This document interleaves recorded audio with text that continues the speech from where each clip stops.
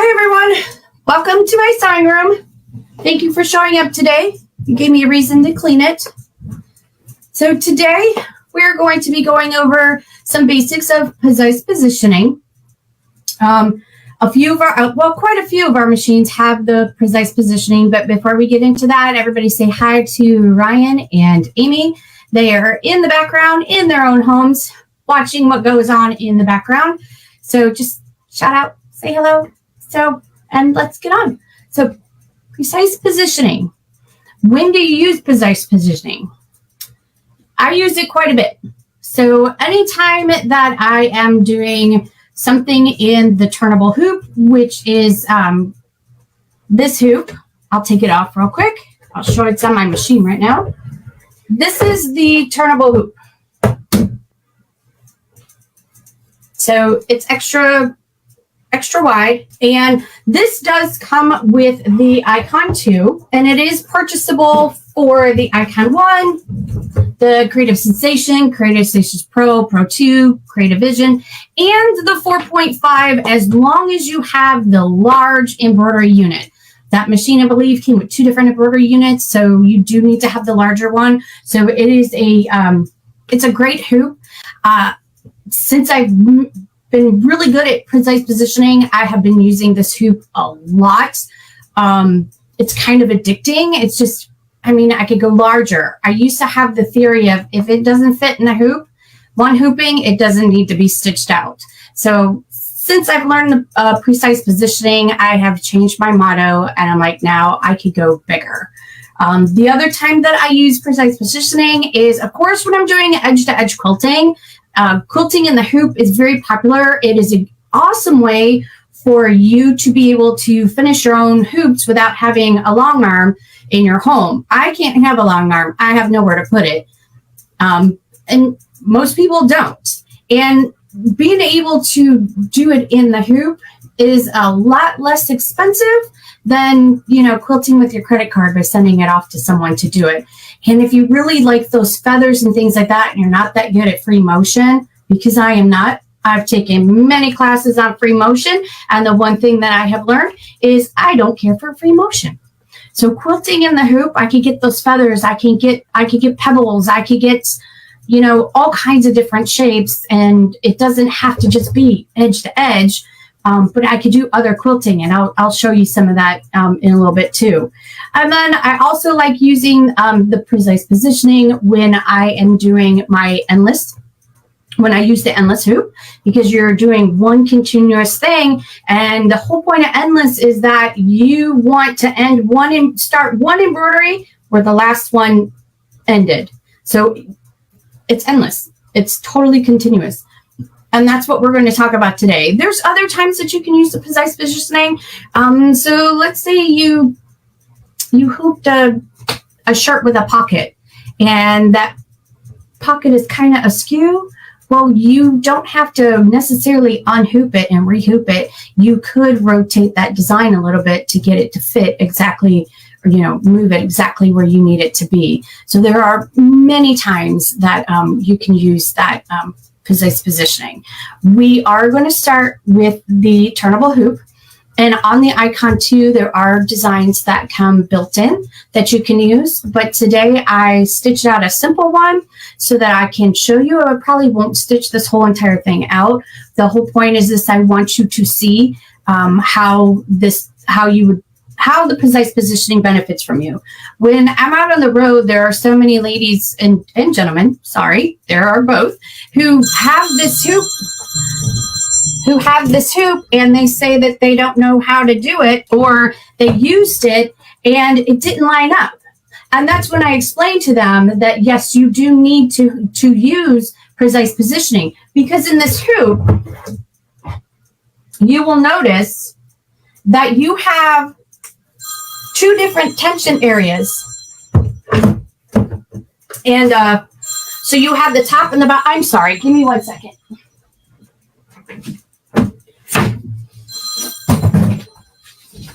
I didn't know that was in here. My apologies. So you have two different tensions that you have. You have the top and the bottom. Because when this hoop is on the machine, what it does is it stitches half of it, and then it comes and it stitches the other half. And that's where the turnable is. So as you're stitching this one side out, if you have something that's quite dense and you don't have the exact same tension on both the top and the bottom screw, well, one side is going to pull in a little bit more than the other. So therefore you have some shifting, some pulling of the fabric. The fabric's not shifting in the hoop, but it's kind of giving a pull on it, especially if you're using a much denser design. So I have this design here that I did.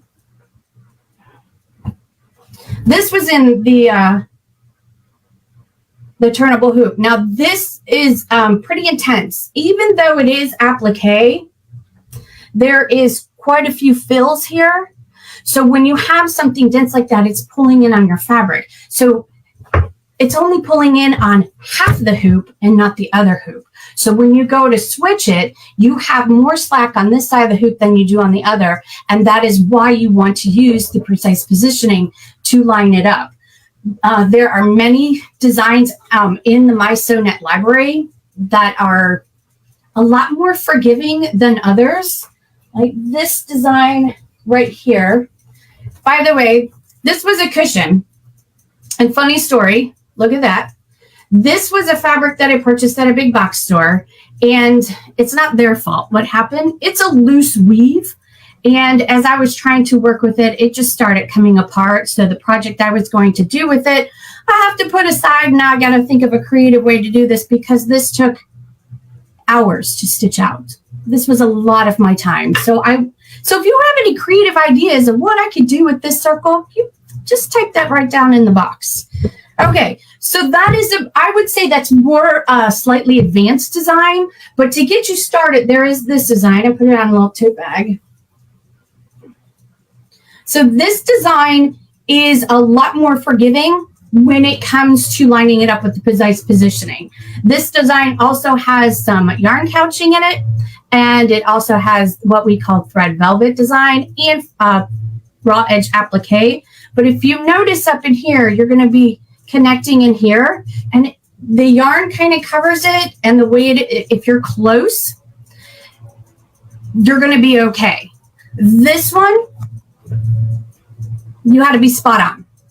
So when you first start working with precise positioning, try and go something that's a little more forgiving than jumping into this super heavy embroidered design. I also did this one,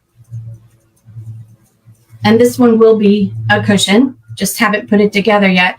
This was just this is a bean stitch, and what I did was I used a variegated 12 weight thread, and I did do some adjusting to my tensions just a little bit in the proportioning, and I used a 120 top stitch needle. I wanted that thread to go through that needle without tons of thread breaking, so that is important. So this one too was quite forgiving. This was easy design, and I have batting. So what I did was I backed it with a batting and hooped it like that without stabilizer, because the batting is acting as my stabilizer. Because this is going into a cushion, I wanted that extra layer of batting. So let me move over to the machine. Let me pop this back on so that we can see it. And I think I gotta go the other way. No. It goes this way. It used to be marked A and B. Okay, so let's head over to the machine. So we got my machine. So right now I put the hoop back on, and when it stitches one side, when it is complete, you'll get a little message that says, you know, it's time to turn the hoop. So then you take the hoop off and you rotate it. And by the way, if you have the monitor, the My Sew Net app on your phone, and there is a monitor, if you walked out of the room, because some of these designs, I do walk out of the room. They're quite, they take a while. Your phone will tell you when it's time to turn the hoop. How sweet is that? So then you don't have to sit in front of the machine and watch it. So let me pull this over here. Now, I only have the one camera, ladies and gentlemen, so please be patient with me. I do need to move it back and forth, and I will do my best to keep this in focus. But I want to show you what's happening on the machine.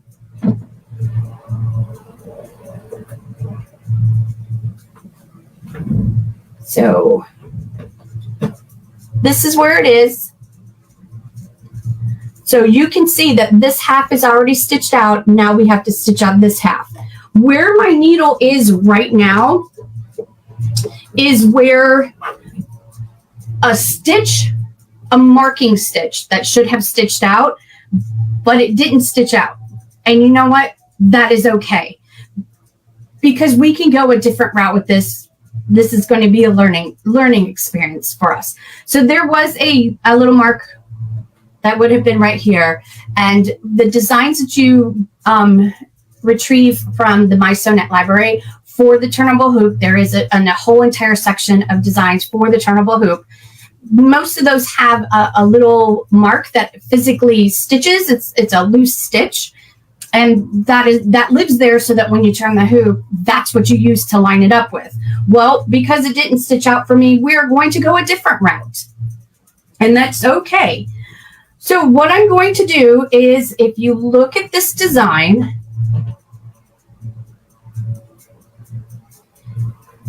there's a point here, and I know it is behind.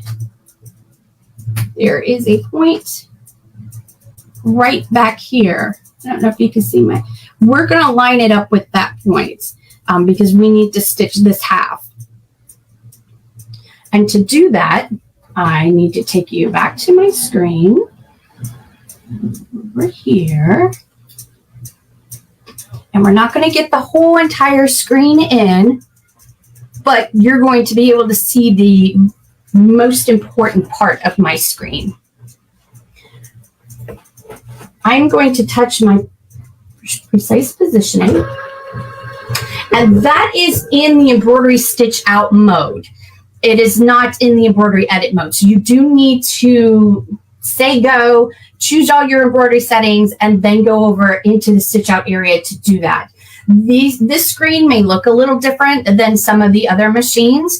I know that the Icon 2, and the Creative Sensation, the Pro, and the Vision, they all should have all 4 options for the precise positioning. The 3.5, I believe, has what's called basic, where you just get the 1 and 2, but that's okay. You'll be surprised what you can do with just the 1 and 2 points instead of all 4. I'll be honest, most of the time when I'm doing this, I only use 1 and 2. So what we have here is we have our stitch point. And if you don't remember what this is, I love this about the PFAFF machines. This goes way back, is this question mark. I know you can't see it, but if you touch this question mark that's on the top of my screen, and then you touch an icon, I touched it, come on. It tells you exactly what it is, and then you can get more information.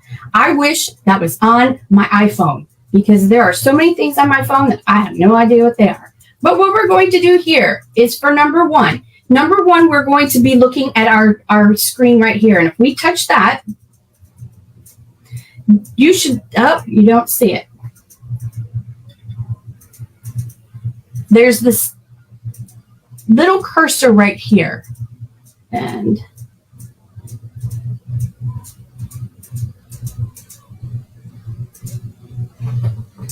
let me lift this. There's a cursor right here. So that is where the stitch is right now. I'm going to move that. Am I hooped upside down? No, I can't be. So I'm going to move that to a different position because there's a certain place that I want to get to line this up. And if I move that,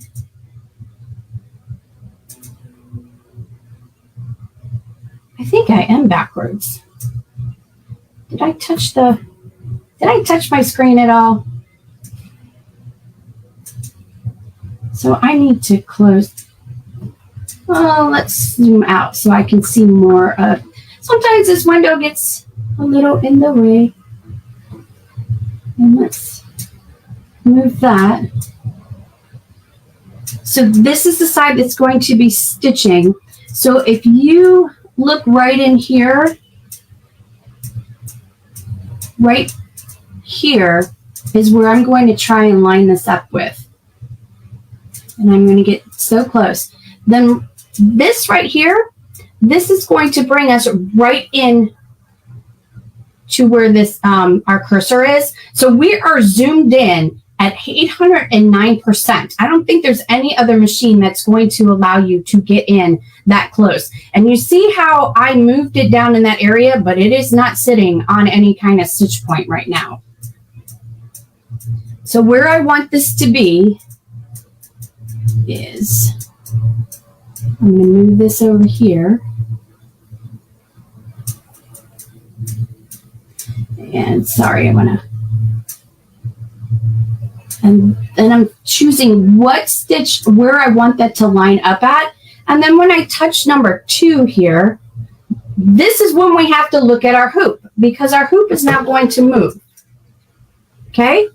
And you see that? Our hoop moved.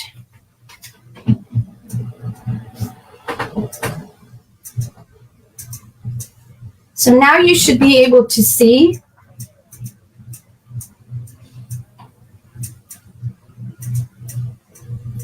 right about where I want to be. So that's where on the screen, this is the area where I move that stitch point to. And if I bring my wheel down, you can see where the needle's going down, and I'm not exactly on it. And also, by the way, if you have a hard time seeing your needle, we do have these really cool magnifying set that you can move in, and you can angle it to where you need it to be. And I can say, yep, I am that much closer. I'm going to move it out of my way for now because you do not see what I see. And it's going to be easier for us to do it this way. So I am not quite where I want to be.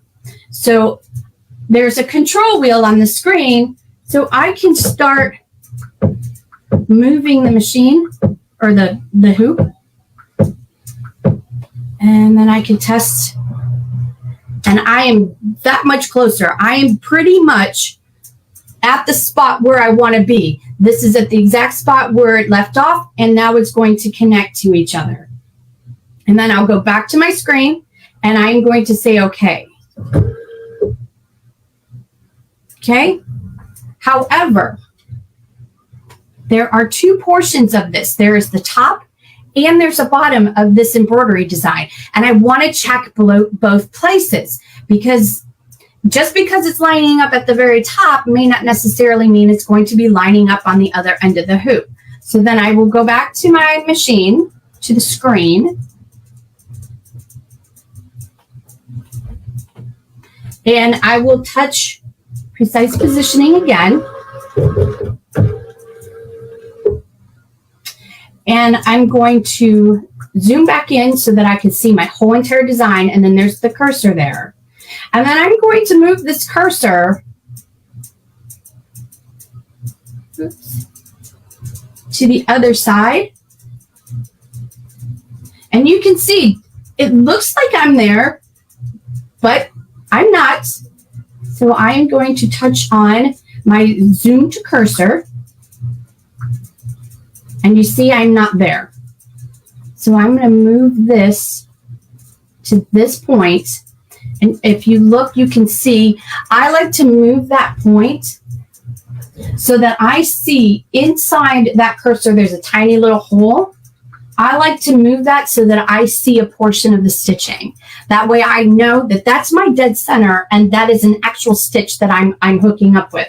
So on your screen, this is the control wheel. And right now what this control wheel is doing, it's working with step number 1, which is placing your cursor at the point you want to be at.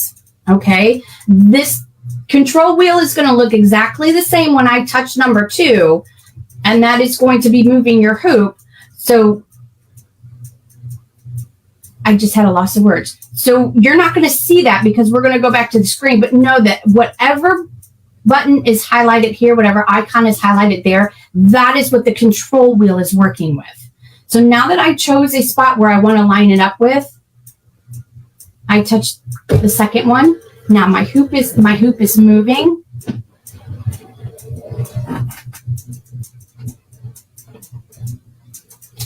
I'm trying very hard not to touch the physical camera. And where I chose to do it is right here.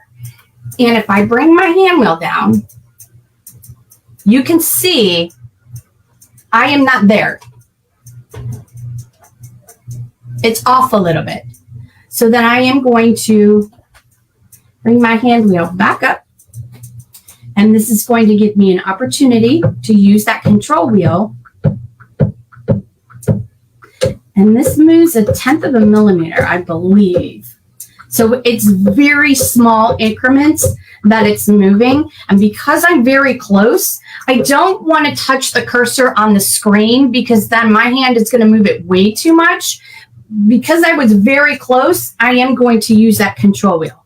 I am still not quite there. And I will tell you, precise positioning is a game for the patient. And there I am. I am there. So now that I've checked that point, because I had to move it a little bit, I am going to go back and check one more time on the other side. So for this one, I'm going to say, okay. And it's going to move my hoop. And I'm going to touch precise positioning again. And it wants to start there, but now because that was the last point that we checked. So that's where the needle is going to go. I'm going to zoom back out, and you're not going to see this. And I am actually going to change my mind of where I'm going to set this up at. No, I'm not. And now I'm going to move this back down one more time and zoom into that cursor. I am going to show you. Once I check the one point, I can go ahead and change where I want that point to be. And I think it's going to be easier to line it up somewhere else.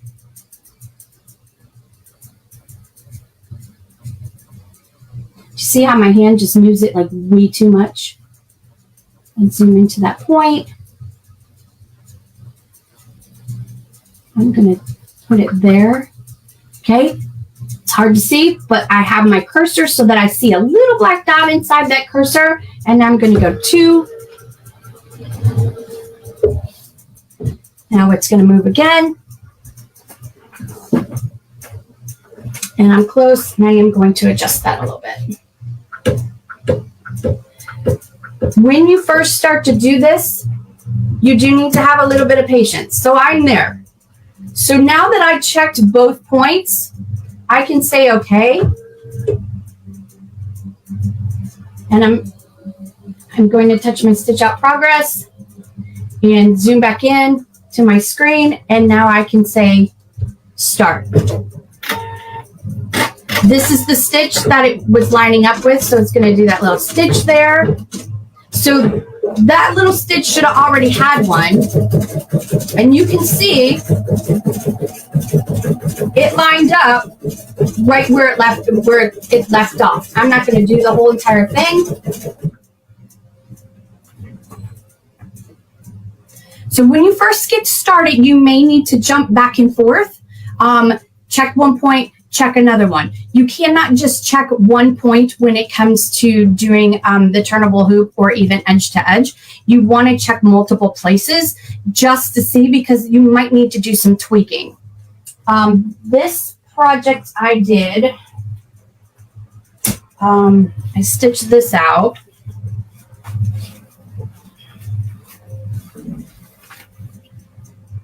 Hope you can see that.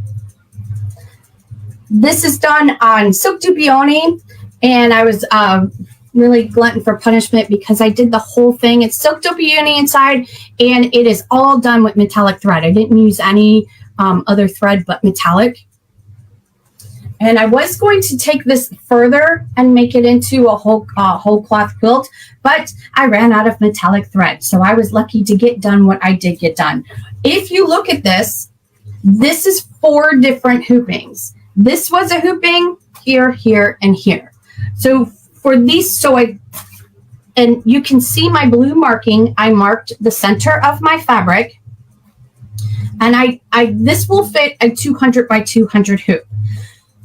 When you're doing this and they just fit within a 200 by 200 hoop, you don't have a lot of wiggle room. So I went the next hoop up so that I would have plenty of wiggle room. I have the new 260 by 260 quilter hoop, so I ended up using that one. And I didn't worry about wasting stabilizer with using a larger hoop because this was essentially supposed to be a whole cloth quilt, and I added batting to it already so it would do some of that quilting.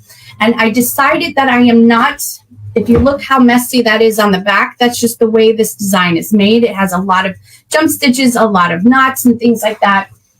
I decided I was going to do some additional quilting with just adding a backing to it, and then just doing some maybe stitch in the ditch or something like that to adhere that backing to the top of the quilt, so that I didn't want to quilt through all 3 layers because all of that, those knots and the tie-offs and stuff, because it is applique, so there's a lot going on with that. So I did line it up.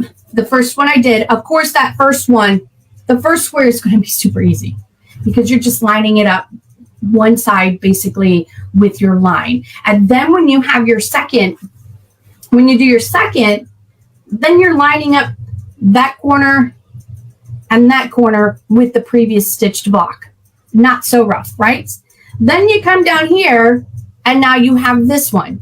This one's not too bad because you're just, for the most part, lining it up from this corner and this corner with this block. But then when you get to number 4, that's where you have to be a little patient.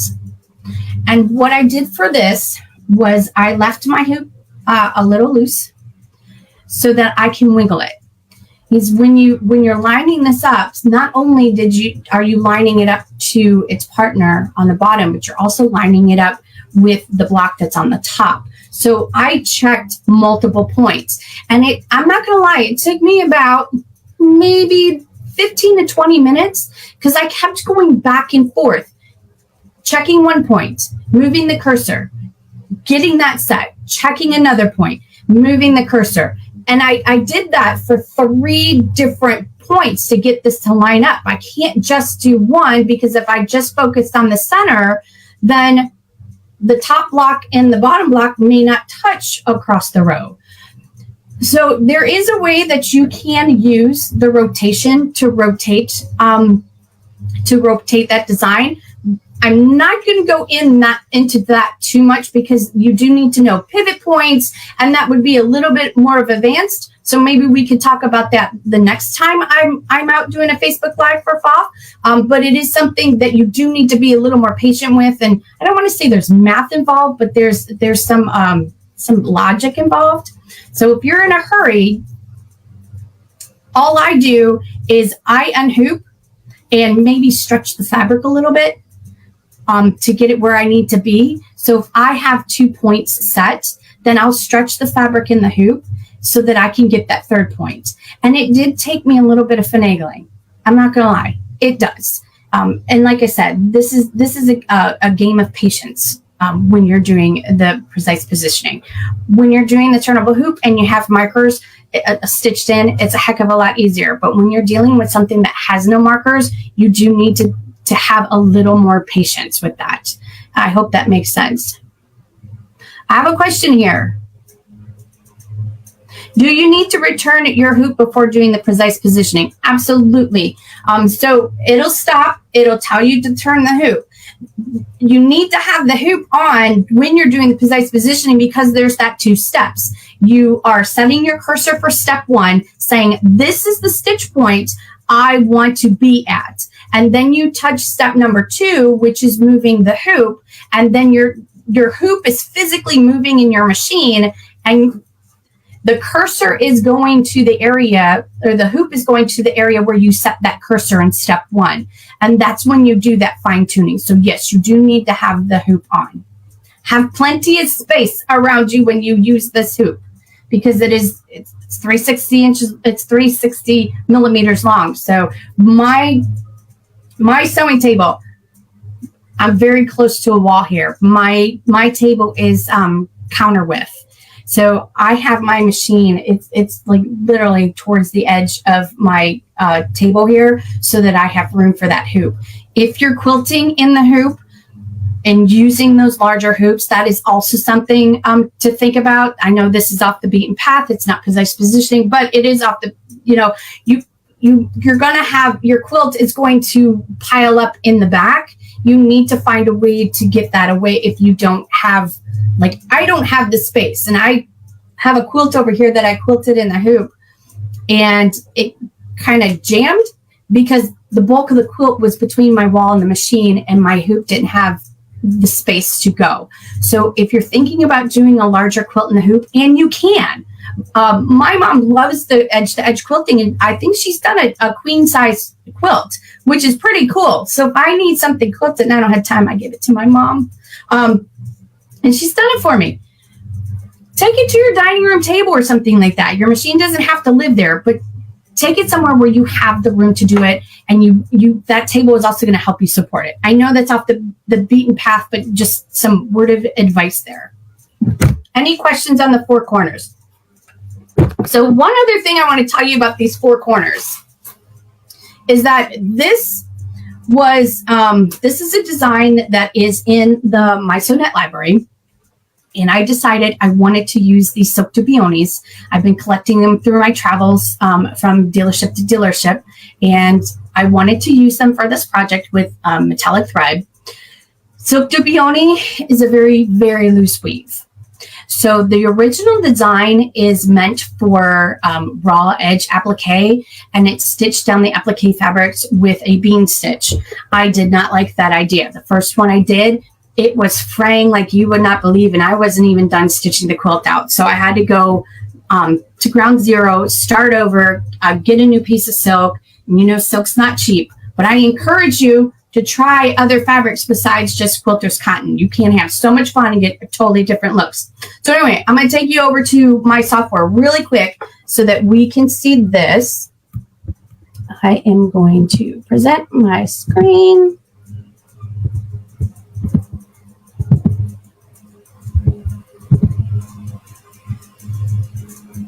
So this is the design when it was finished. This is the original design here. So you can see that this was pretty much, it was just a bean stitch to hold this down in place. What I ended up doing was I ended up taking this into digitizing. You can take it into Stitch Editor and make those changes too, but I find that it's easier to make these changes in digitizing, because I'm just a little more comfortable with the digitizing portion than I am with the Stitch Editor. And I'll show this to you super quick as soon as this opens. So you can, I'm going to start a design with no picture, and 200 by 200 hoop is fine. You can bring in existing embroideries by going to Insert Embroidery, and it remembers the folder that I was in. So this was the design. And here you can see this. It's all mapped out for me. And where they had, and I'm just going to find one really quick.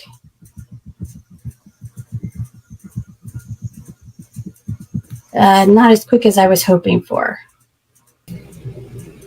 Wendy, we can't see your screen. You're only sharing. Oh, I'm sorry. Thank you. Now, can you see it?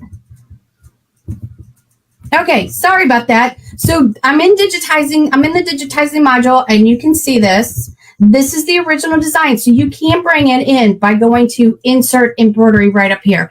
Any design that you purchased, you can bring in here and make changes to it. And like I said, I find it easier to do the editing here in this module than in the Stitch Editor.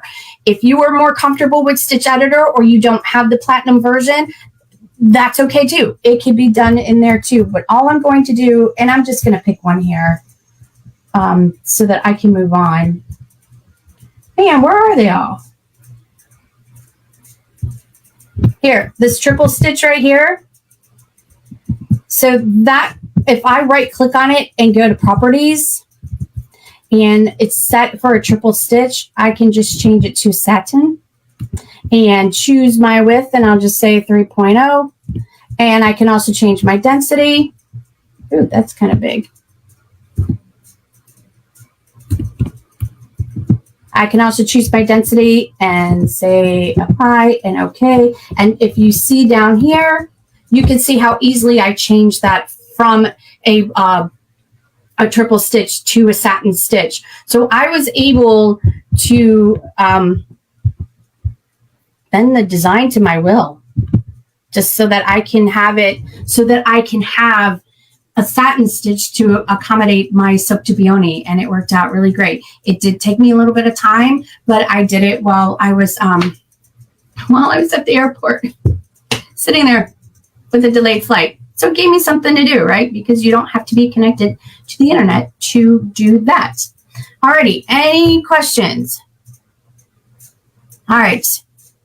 Sorry about that you couldn't see my screen. All right, let's move on to the next one. So the other thing that you can do with precise positioning is, of course, with your endless designs. So I have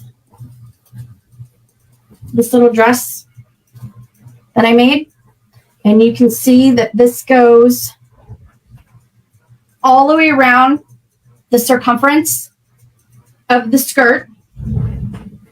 And this is a design that I did digitize in the software. I had a vision. I made that vision come true. It took a little bit of time, but I made it work. And how I did this was, after I digitized it, I have one design, and then I just repeated it at the bottom. And I did use my endless hoop. And what I found that was super easy was I hemmed it first, in a way. I serged off the edge to make it clean, so that, and then I hemmed it. I folded it up. I gave it a really good press to exactly where I want that hem to be. If this needs to be altered because it's gathered here at the bib part, then if I needed to bring it up, and I didn't have to because it's a sample, it could be altered from up here and not down at the hem. Not as an easy alteration, but if you need to, that's how you can do it. So what I did was finished off that edge with the serger, and then I folded it under and gave it a really good press. So I had this really nice crease at my hem. And after I did that through the whole entire circumference, then I fused on, this is a fusible tearaway. And I fused it all the way across the whole entire circumference of that skirt. And it wasn't a circumference at that point. Of course, I did it flat and not in the round. So I fused it all the way down so that when I had this in my hoop, and let's just, I'm going to switch this out. Take out this.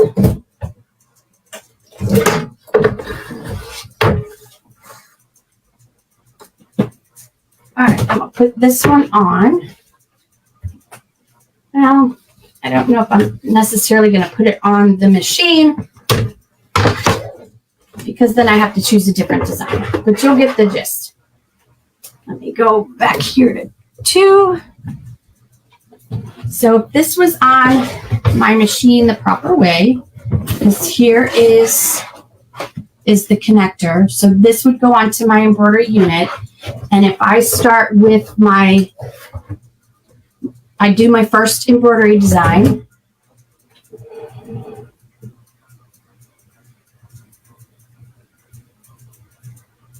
I would do my first embroidery design, and then I don't even have to take this off my machine. All I need to do is pop this up and then pull this forward. And when I do this, I leave a little bit of the last design in the hoop so that we can see it, so that I have a point to line up on.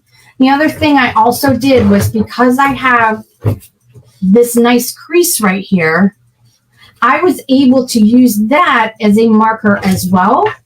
So when I have it in the hoop, if I line that edge up in the hoop exactly the same as I did my previous design, then all I need to do is just keep pulling this forward and then use my precise positioning, just like I showed you for the turnable hoop, and line it up that way. And that's going to make life a little bit easier, because if I am straight down here, then I'm going to have a more successful rate of lining it and lining up my next design. And there's basically only one point that you're lining up with your endless designs, and that is the last stitch that is stitched on the previous design. So you're only trying to match up the first stitch of the last design when you're doing endless. So if you want to play with precise positioning and you're brand new to it, start with something endless, because there's just that one point, and it'll help you get familiar with going from the screen back to the hoop, if that makes sense. All right, let's move on. Of course, you can also do same kind of thing with your edge-to-edge quilting, but for that, oh, there's two endless hoops, by the way. There is a much larger one I didn't put on the machine, just because then you wouldn't see it all. So there's two different size endless hoops. So check with your machine to see which one you can take. I know the Icon 2, the Create a Sensation, I believe you can take both of those. Okay, so for edge to edge, I already have this set up.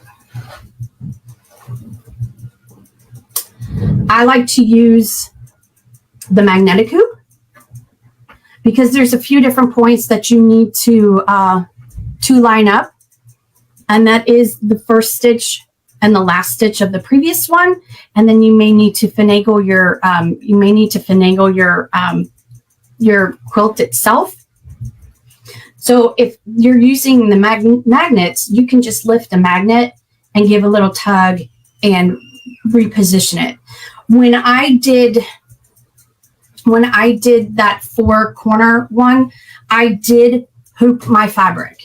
I did not use the magnetic hoops, because I wanted to try and control the pull of the fabric within the hoop, because I knew that was 4 hoopings. So if I hooped it, I have more control over how much that fabric is going to get pulled in, especially with if I decided to do something with the dense design.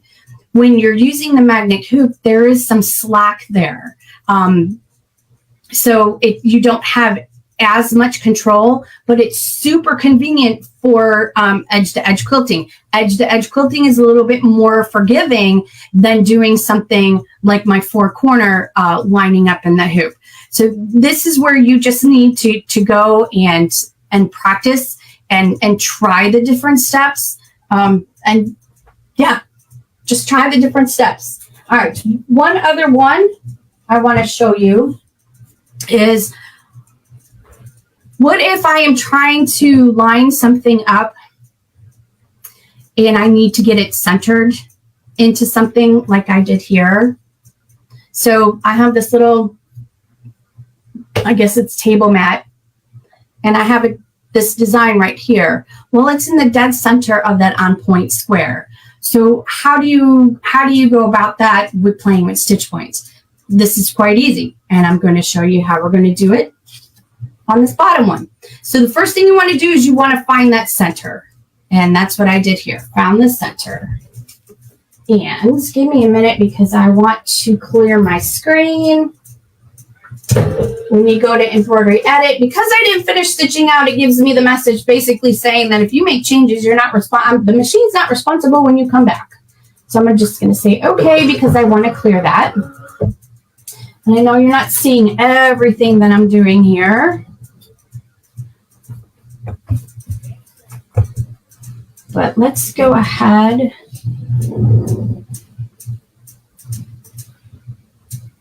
And I am going to go ahead and delete this design. My hands just are not bringing it up today. So we'll go into embroidery edit.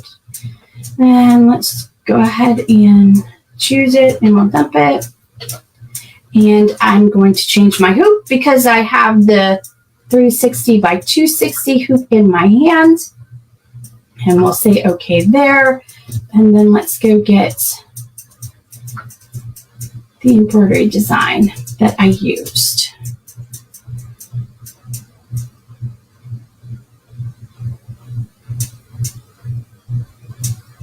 And there it is.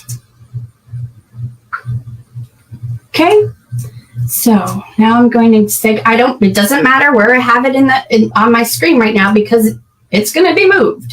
So we'll go to stitch out, all that's correct. My arm is going to move. And I will slip this on. And it's on. Okay, so here's my design. And I know I need to get it into the center of that square. And if I go into precise positioning, and right here I have the option where I could put it in the center. Now there is no stitch there. However, that is the center of the design. So if I choose that as my first step, when I touch step 2, now I can go ahead and move this into place. And it doesn't matter where the first stitch is because I'm just trying to find the center of that design.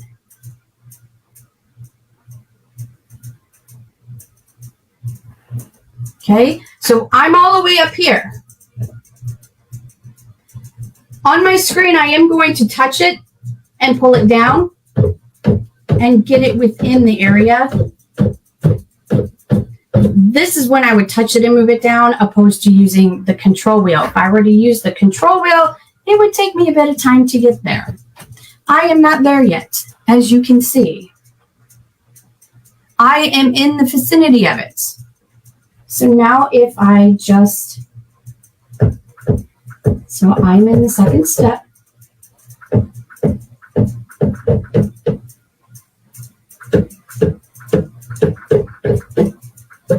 And if you hold down that control wheel, sometimes it goes a little bit faster than what you want it to. And again, if you can't see that, we do have these magnifying glasses that you can magnify into it so that you can see it a little bit better. Let's turn that hand wheel down. Not there yet. And some of you may be thinking, well, she has the icon too. Why doesn't she just scan it or use projection? I will tell you, I am a lot more, right on the money. I am a lot more comfortable with using the precise positioning if I want this to be exactly where it needs to be. Sure, the scanning is nice to have, and so is the projection. But you cannot zoom in with those two features as close as you can with the precise positioning. And not everyone has the icon too, where they have that option. So now that I have this dead centered, all I have to do is just say okay. And now I can start stitching. And you'll notice, no, it did not start stitching in the center because all we did was we only wanted to find the center of that said design. We weren't telling it to start stitching in the center. So this is a good way, a very easy way for you to get acquainted with precise positioning is to do something like this, because you marked it. It's one point that you need to find. You found the dead center and you're good to go, right? So that is great. And I already did, I'm going to cut this. And I did the same thing up here in this area for the stippling. But had I known that the design was this size, I should have did a test out. I would have moved it back so that I had a good border around that stipple design like I do down here, because there's a lot of unquilted area, and if I would have moved that design down, but I focused on going to that one single point right here. And if you look at it, I am right there at that point at the beginning of my stippling. So I couldn't get any closer. But now that I know, I probably would have marked this and moved it back a little. So there is that option. So I love that feature.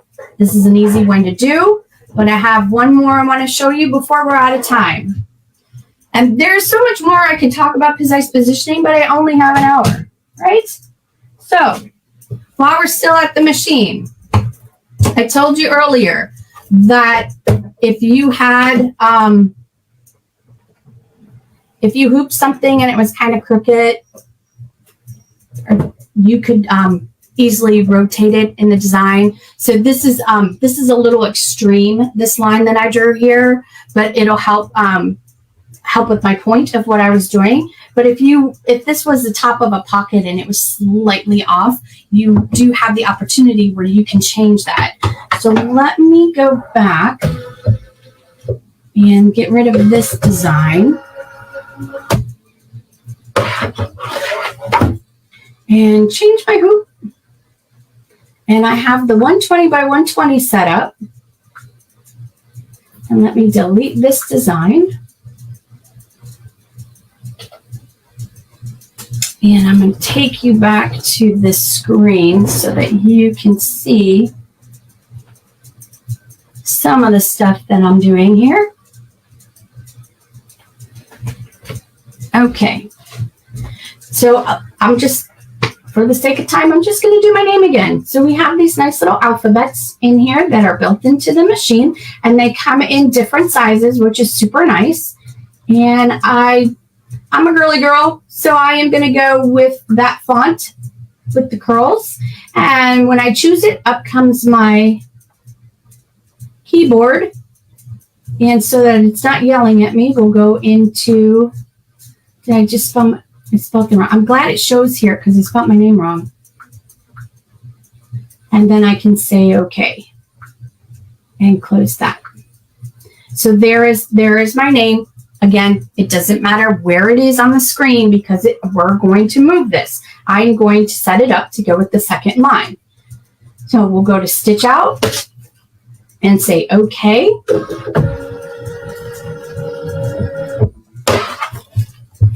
I'm attaching my hoop. Okay, so one little thing here. If you notice, I am in ghost mode right now. So on this design, this was a learning lesson. On this design, you can see that it's down a little bit lower than what I wanted it to be, because when I did this stitch out, I was in ghost mode when I went into precise positioning, and I was too lazy to go back and take it out of precise positioning. So I really couldn't see the screen because it's almost white on white. So I was pretending I knew exactly where I was putting that stitch marker. So just some advice. Before you do this, go into precise positioning, take it out of ghost mode. Just a suggestion. Okay, so now I took it out of ghost mode, and we can see my name. And if I go to precise positioning, oh, it wants my hoop. Got to put it back on. Let's see. Okay. And there's my precise positioning. And I get to choose where I'm going to put that cursor. And because I have that line, I am going to move this cursor down to the bottom of the W so that that is where it's lining up on the line that I drew. Now, looks like I'm in that area, but I don't think I am as close as I think I am, and that's why we are going to zoom to cursor, and we can get a lot closer. So I will move that.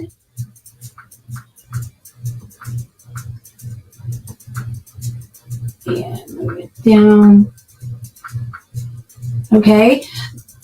I know you're not going to be able to see this on the screen, but inside that cursor in that little free area, that blank area, I do see one of my, a stitch, a turquoise stitch. So I do see that.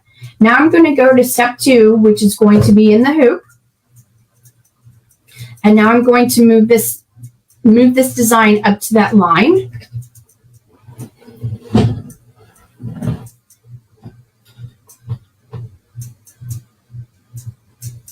Okay, and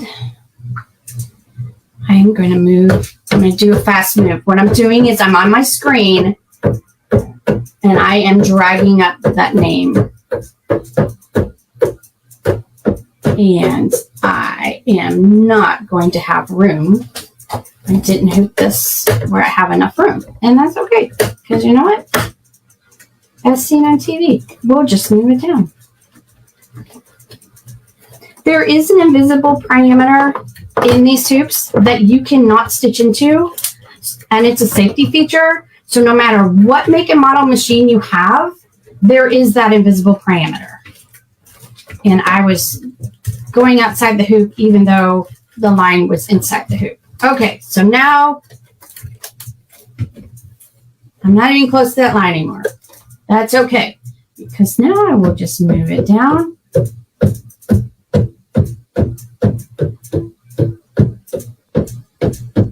And as it gets close to that line, I'm going to turn my hand wheel and I passed it up a little bit. That is where I'm going to use the control wheel that's on the screen of my machine. And you can see that it's moving very little increments. So I can fine tune exactly where I want this to be. And do I want it to be just above the line or do I want it directly on the line? I'm going to do it directly on the line. And there I am. I am directly on the line. I can tell you scanning and projection will not get you that close.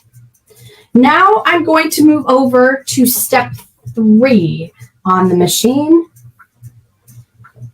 And that is to set our match point on the screen. And what it means by match point is, can't see, there's my Wendy. So now if I go to 3, I have another cursor. And now I'll take that cursor and line it up where I need that to be. And because this is on a slant, I'm going to take this over to the eye, the end of the eye. See that? I'm going to zoom in, not that close, and move it closer. And I'm taking it right to that end of that stitch point. So that should be the last stitch that I have in that letter I. And when I touch the 4th, what this is going to do is now we have to go back to the machine.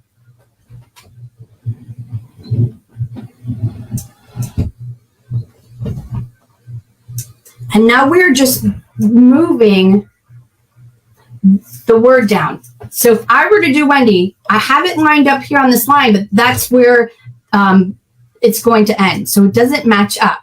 I want that I down here on this line. So our control wheel on the screen now has a left or a right.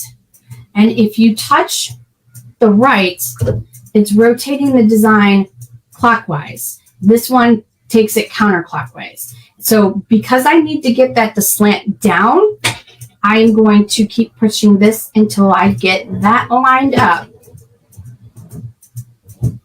with the line.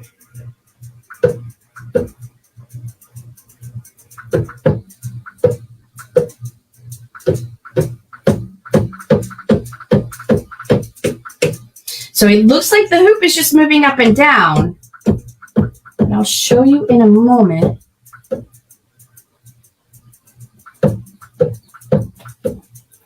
And I know we're going over a little bit. Sorry about that. Not there yet.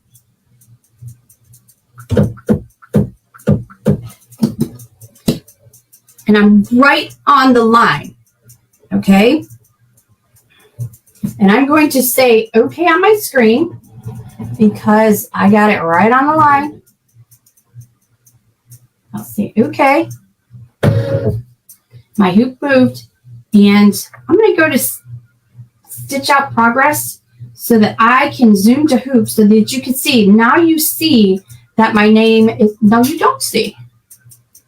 Now you see that my name is actually slanted.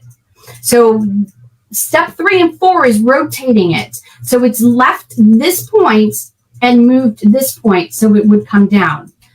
So like I said, this is a little bit of an extreme. But if you were to hoop your pocket or if you had a stripe that's in your fabric that you wanted to line this up on, you could. And so now that I have both of them lined up, I can start stitching. The end of the W is going to fall on that line, and so is the I. I'm not going to stitch the whole thing out. But you get the idea.